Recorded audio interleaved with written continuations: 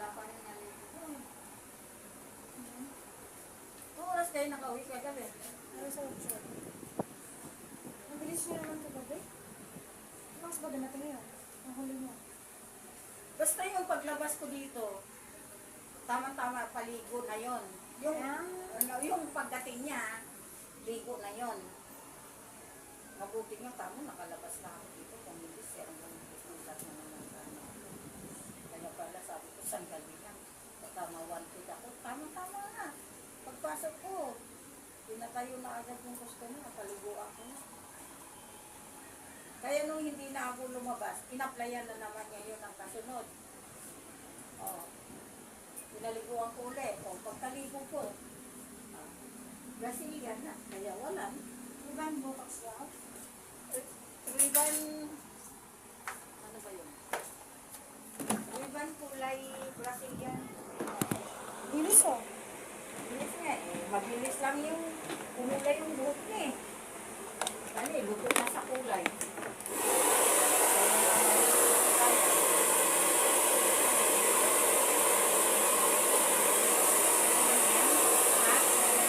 Wala, ay isa eh.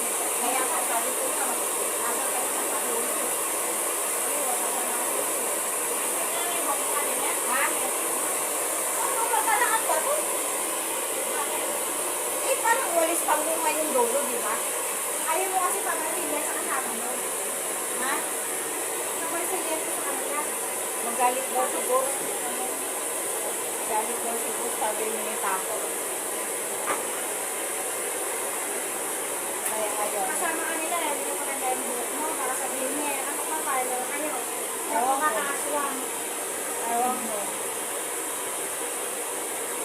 Kaya nga, ang tinatali ko na lang eh. Kulog kasi, pero buwang kag. O, itali ko na lang.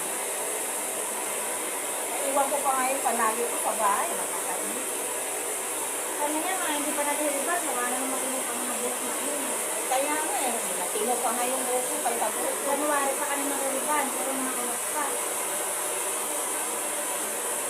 Buko ko sabog. Parang adik na sabog. Kulog kasi, Pag walang kulog treatment nga. ang buhok, lalo magbubuhag yan. Pero pag nalagay sa treatment yan, magpa-plus yan, din yung buhok ni mama. Oo nga. Mas laki yung buhok mo, mga yan, bagsak na yung buhok ni mama, hindi ko naman naliliban yun.